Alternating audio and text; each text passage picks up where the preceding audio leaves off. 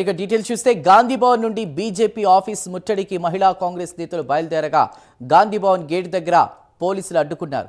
పోలీసులు మహిళా కాంగ్రెస్ నాయకుల మధ్య తోపులాట జరిగింది. దీంతో మహిళా కాంగ్రెస్ అధ్యక్షురాలు సునీతారావు కార్యకర్తలను అదుపులోకి తీసుకుని పోలీస్ స్టేషన్కు తరలించారు. బీజేపీ డౌన్ డౌన్ అంటూ కాంగ్రెస్ కార్యకర్తలు నినాదాలు చేశారు. ఇక రాహుల్ సోనియా గాంధీపై అక్రమ కేసులు పెడుతున్నారని సునీతారావు మండిపడ్డారు.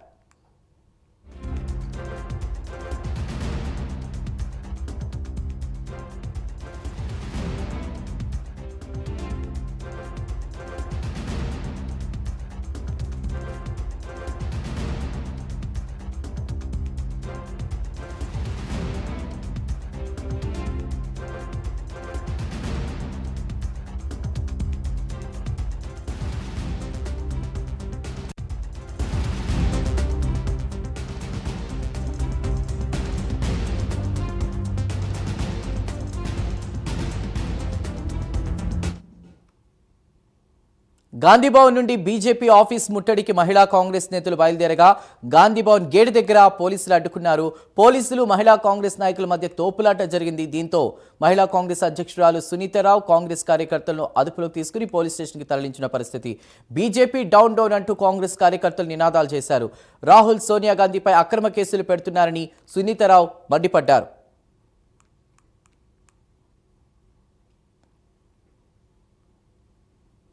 రైట్, ఇక ఇన్సిడెంట్ కి సంబంధించి పూర్తి వివరాలు మా ప్రతినిధి అజీమ్ అందిస్తారు. అజీమ్, ఏం జరిగింది?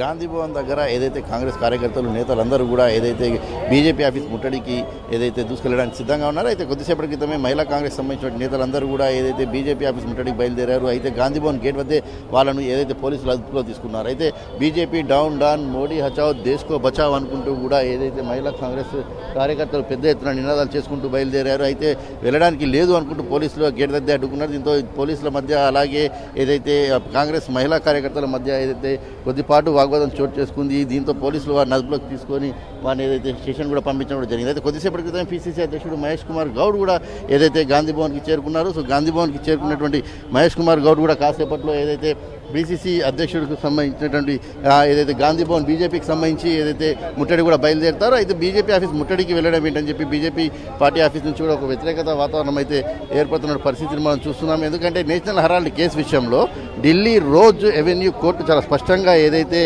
ఈడీ వేసినటువంటి ఛార్జ్ షీట్ని కొట్టేసింది. అయితే ఈ కేసు ఒక ప్రైవేటు ఫిర్యాదుదారుడిపై ఆధారపడి ఉందని, నేరో ఆరోపణలపై ఎక్కడ ఎఫ్ఐఆర్ నమోదు కాలేదని గుర్తు చేసింది. సో దీంతో మనీ లాండరింగ్ నిరోధక చట్టం కింద అది చెల్లదని న్యాయమూర్తి విశాల్ గోగ్నే స్పష్టం చేస్తూ ఈ కేసు ఆరోపణలు ఎదుర్కొంటున్న సోనియా గాంధీ, రాహుల్ గాంధీ, సుమన్ దూబే, శ్యామ్ హిట్టరే, సునీల్ భండారీతో పాటు యంగ్ ఇండియన్స్కి సంబంధించినటువంటి ప్రైవేట్ లిమిటెడ్ సంస్థలకు సంబంధించిన ఆరోపణలు ఎదుర్కొంటున్న వారందరినీ కూడా ఏదైతే కేసు కొట్టేసింది. అయితే ఢిల్లీ పోలీసులు నేరారోపణల కింద నమోదు చేసినట్టు కేసు ఏదైతే ఉందో ఈ కేసుకు సంబంధించిన విషయంలో మాత్రం దర్యాప్తు చేసుకోవచ్చని ఈడీ స్పష్టం చేసింది. అయితే ప్రస్తుతం మనతో పాటు గ్రంథాలయ చైర్మన్ రియాజ్ ఉన్నతో మాట్లాడే చేద్దాం. So Delhi rose avenue court కేవలం ఈడీ ఇచ్చినటువంటి ఛార్జ్ షీట్ని కొట్టేసింది. ఎందుకంటే ప్రైవేట్ కేసు కాబట్టి దీన్ని తీసుకోవడానికి లేదని చెప్పి, కానీ ఇంకా కేసు అలాగే ఉంది. కానీ కాంగ్రెస్ పార్టీకి సంబంధించిన నేతలు ఇలా బీజేపీ కార్యాలయం ముట్టడికి వెళ్ళడం ఇది ఎంతవరకు కరెక్ట్? ఇది అంటే వాస్తవంగా భారత స్వతంత్ర ఉద్యమంలో నేషనల్ హెరాల్డ్ ఒక క్రియాశీలకమైన పాత్ర పోషించింది.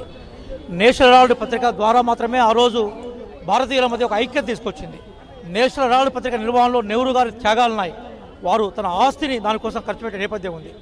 ఆ స్ఫూర్తికి భిన్నంగా ఈరోజు భారతీయ జనతా పార్టీ గాంధీ గారి ఫ్యామిలీని, నెహ్రూ గారి ఫ్యామిలీని బద్నాం చేయడం కోసము సోనియా గాంధీ గారి మీద, అట్లాగే రాహుల్ గాంధీ గారి మీద అక్రమ కేసులు బనాయించి ఏదో అవినీతి జరిగినట్టుగా, అవినీతిలో వీళ్ళకు భాగస్వామ్యం ఉన్నట్టుగా ఒక తప్పుడు నరేషన్ క్రియేట్ చేసింది.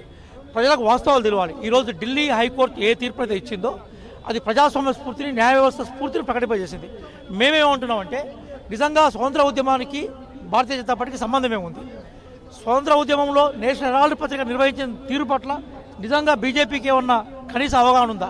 ఒకవైపు ఢిల్లీ వాయు కాలుష్యంతో మునిగిపోతూ ఉంటే, డాలర్ ఎదురుగా 91 రూపాయలు దీనంగా చేతులెట్టుకొని నిలబడతా ఉంటే, అడ్రస్ చేసిన ప్రధానమంత్రి విదేశీ పర్యటనలో ఉండి ఆ రోజు రోమ్ తగలబడిపోతూ ఉంటే నీరజ్ చక్రవర్తి ఫిడేలు వాయించినట్టుగా ప్రధానమంత్రి ఇది ఉంటా ఉంటే, ప్రజలను ఈరోజు డైవర్ట్ చేసే ప్రయత్నం చేసే ఆ డైవర్షన్ పాలిటిక్స్ వ్యతిరేకంగా మేము ఈరోజు ఏ అక్రమ కేసులు అయితే నేషనల్ హెరాల్డ్ రూపంలో మా అగ్రనాయకత్వమే పెట్టారో దానికి సంబంధించిన వాస్తవాలను తెలియజేయాలనుకున్నప్పుడు భారతీయ జనతా పార్టీ నిజస్వరూపం ప్రజలకు చెప్పాలి కాబట్టి ఈరోజు బీజేపీ ఆఫీస్ వైపు ర్యాలీ నిర్వహించాం.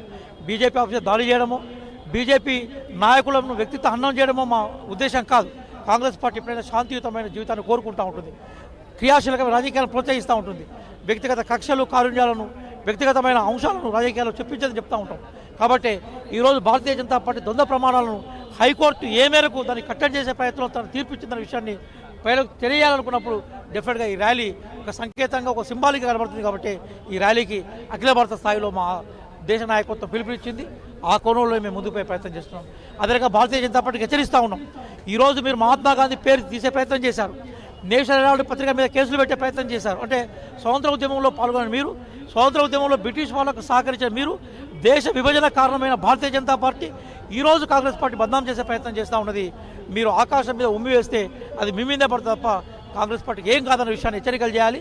అలాగే భారతీయ జనతా పార్టీ యొక్క ప్రజాస్వామ్య వ్యతిరేక అంశాలని ప్రజలకు చెప్పే క్రమంలోనే ఈ ర్యాలీని మేము ఒక సాధనంగా ఉపయోగించుకుంటామని మీ ద్వారా ప్రజానికి తెలియజేస్తున్నాం. ఏదైతే ప్రజలకు పూర్తి స్థాయి వాస్తవాలు తెలవడానికి మాత్రమే ఈ ర్యాలీని మేము చేస్తున్నాము. ఎందుకంటే బీజేపీ అటు సోనియా గాంధీ, రాహుల్ గాంధీపై ఏదైతే ఈడీ ద్వారా అక్రమ కేసులను ఏదైతే పెడుతూ చాలా ఇబ్బంది పెడుతుంది, గురి చేస్తుంది. సో ఈ విషయాలన్నీ కూడా ప్రజలకు తెలియాల్సిన అవసరం ఉంది. సో ఈ నేపథ్యంలో ర్యాలీ పెట్టాము. ఎక్కడ బీజేపీ ఆఫీస్కి వెళ్ళి దానిపై దాడి చేయడం కానీ, దానిపై వాళ్ళపై దాడి చేయడం కానీ, కార్యాలయంపై దాడి చేయడం కానీ అలాంటివి ఏం చేయలేము. మా పాలసీయే సిద్ధాంతమే, కాంగ్రెస్ పార్టీ పాలసీ సిద్ధాంతమే శాంతియుతంగా వెళ్ళడం. సో శాంతియుతంగా వెళ్ళి ప్రజలకు తెలియాలి. ఈరోజు దేశంలో ఎన్నో సమస్యలు ఉన్నాయి, దీనికి సంబంధించి ఎన్నో సమస్యలు ఉన్నాయి. సో దీనికి సంబంధించి వారు ఏదైతే వాయు కాలుష్యం సంబంధించిన అంశం ఉంది, అనేక అంశాలు అక్కడ ఆల్రెడీ నడుస్తున్నాయి. సో ఈ నేపథ్యంలో వీళ్ళు ఈ కేసును తెర మీదకి తీసుకొచ్చి చాలా స్పష్టంగా కోర్టు కూడా చెప్పింది, దీంట్లో ఎలాంటి ఆధారాలు లేవు. ఆధారాలు ఏంటంటే ఈ రోజు రెవెన్యూ కోర్టు చాలా స్పష్టంగా దీన్ని కొట్టేసినట్టు కూడా చాలా స్పష్టంగా తెలియజేసినటువంటి నేపథ్యం మనం చూస్తున్నాం. సో ఈ నేపథ్యంలో ప్రజలకు వాస్తవాలు తెలవాలి, ఎక్కడ కూడా మనీ లాండరింగ్ జరగలేదు, ఏమీ జరగలేదు అనే విషయాన్ని చాలా స్పష్టంగా ప్రజలకు తెలియజేసేటువంటి ప్రయత్నంలో భాగంగానే ఈ ర్యాలీ చేస్తున్నామని చెప్పారు. సో మహిళా కాంగ్రెస్ నేతలను అయితే పోలీసులు అదుపులోకి తీసుకున్నారు. ఇప్పటికే ఏదైతే వాళ్ళకి పోలీస్ స్టేషన్ కూడా తరలించిన పరిస్థితి మనం చూసాం. సో మరి కాసేపట్లోనే అటు ఎన్ఎస్సీ యూత్ కాంగ్రెస్ పిసిసి అధ్యక్షుడు మహేష్ కుమార్ గౌడ్ వీరందరూ కూడా ఏదైతే గాంధీ భవన్ నుంచి కూడా బీజేపీ ఆఫీస్ కార్యాలయం ముట్టడికి బయలుదేరడానికి సిద్ధమవుతున్నారు. కొద్దిసేపటి క్రితం పిసిసి అధ్యక్షుడు మహేష్ కుమార్ గౌడ్ సైతం ఏదైతే గాంధీ భవన్ కి చేరుకున్నారు. సో గాంధీ భవన్ కి చేరుకున్నటువంటి అక్కడ అనుకున్న సమాచారం ప్రకారం తోపులాట జరిగింది. తోపులాట అనంతరం కూడా కొంతమందిని అరెస్ట్ చేసినట్టు కూడా తెలుస్తోంది. ఒక నిమిషం, అసలు చెప్పండి, కేసు పూర్తిగా కొట్టేయలేదు. కేవలము కేసు రోజ్ రెవెన్యూ కేసులో ఏదైతే దాని ఈడీ చేసిన ఛార్జ్ షీట్ మాత్రమే కొట్టేసింది. సో కేసు ఇంకా మిగిలే ఉంది. సో కేసు ఇంకా మిగిలిన ప్రజలకు ఏం చెప్తారు? కేసు అయితే పూర్తి కొట్టేయలేదు కదా అసలు. లేదు, తప్పది. కోర్టు ఆ యొక్క కేసు డిస్మిస్ చేసేసింది. కాకపోతే మొన్న ఎకనామిక్ అఫెన్సెస్ వింగ్ అని చెప్పి ఢిల్లీ పోలీసులు ఇంకో వింగ్ ఉంటుంది, వాళ్ళు మొన్న అక్టోబర్లో ఇంకో ఎఫ్ఐఆర్ చేశారు. ఎందుకంటే ఈ కేసు డొల్లతనం అనేది బయటికి పోతుంది, మనందరం కూడా మనకు ఎంత బుద్ధి లేకుండా ఉంటుందో, లేకపోతే ఈ యొక్క యంత్రాంగాన్ని ఎట్లా వాడుకున్నో ప్రజలకు తెలిసిపోతుంది. కాబట్టి ఇంకొక ఫేక్ కేసు తయారు చేసి పెట్టండి అని చెప్పి తయారు చేశారు. దాని మీద యుద్ధం చేసినాం, ఈరోజు మేము గెలిచినాం. ఇంకో ఫేక్ కేసు పెడితే దాని మీద కూడా యుద్ధం చేస్తాం, మేము గెలుస్తాం. బ్రిటిషర్లు ఇంతకంటే ఎక్కువ సతాయించేటటువంటి కార్యక్రమాలు చేసిరు, జైళ్ళలో పెట్టిరు. కానీ తరిమేట సమయం వచ్చినప్పుడు తరిమిరా లేదా?